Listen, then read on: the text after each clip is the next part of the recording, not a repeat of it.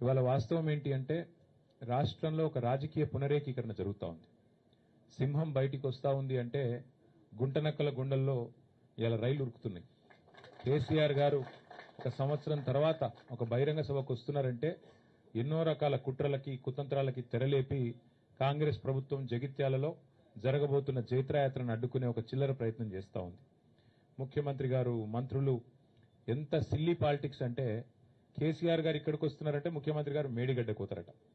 2.5 ఏళ్లకెళ్లి మేడిగడ్డ కోయేందుకు ముఖ్యమంత్రికి టైం లేకుండే అర్జెంటుగా ముఖ్యమంత్రి గారికి కేసీఆర్ గారి బహిరంగ సభ ఇక్కడ ఉంటే టీవీలలో సగం కేసీఆర్ ను చూపెట్టాలి, సగం రేవంత్ రెడ్డిని చూపెట్టాలి, పేపర్లలో సగం రేవంత్ రెడ్డిది రాయాలి, అవతలకు కేసీఆర్ది రాయాలని ఒక చిల్లర ప్రయత్నం. అంటే ఇంత కుత్సితమైన ఇంత కుసంస్కారమైన ఇంత చిన్న మెదడున్న ముఖ్యమంత్రి బహుశా భారతదేశంలో ఎవరు ఉండరు, ఒక రేవంత్ రెడ్డి తప్ప.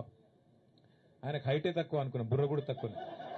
అంటే ఈ మాట ఎందుకు అంటున్నా అంటే నిజం గింత చిల్లరగా ఉండకూడదు రాజకీయం.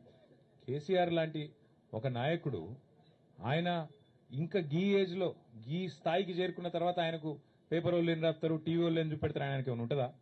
జగిత్యాలకు వచ్చుడు, జనాలను కలుసుడు, అందరి ముందు మాట్లాడు, లక్షలాది మందితో సంభాషించుడు కేసీఆర్ గారికి తెలిసిందే గది, ఆయన ప్రస్థానమే అది. అట్లాంటిది ఇవాళ ఆయన ఇక్కడికి వస్తుంటే కోరుట్లకెళ్ళి వచ్చేటోళ్ళందరికీ ఇక్కడికి రానియకుండా రోడ్డు దవ్వుతారట. 3 ఏళ్లకెళ్ళి యాదికి రాలే రోడ్డు, ఇప్పుడే యాదికి వచ్చింది సడన్ గా.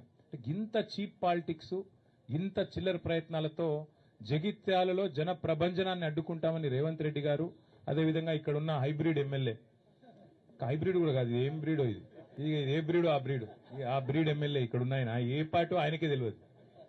బీఆర్ఎస్ అని ప్రెస్ మీట్ లో చెప్తాడు, కాంగ్రెస్ పార్టీ ఆఫీసులో కూర్చుంటాడు, కాంగ్రెస్ పార్టీ మంత్రి పక్కకు కూర్చుంటాడు. క్రాస్ బ్రీడ్ అనాలనా, హైబ్రిడ్ అనాలనా, ఏం బ్రీడ్ అనాలే, ఆయన ఏందో ఆయనే చెప్పుకోవాలి.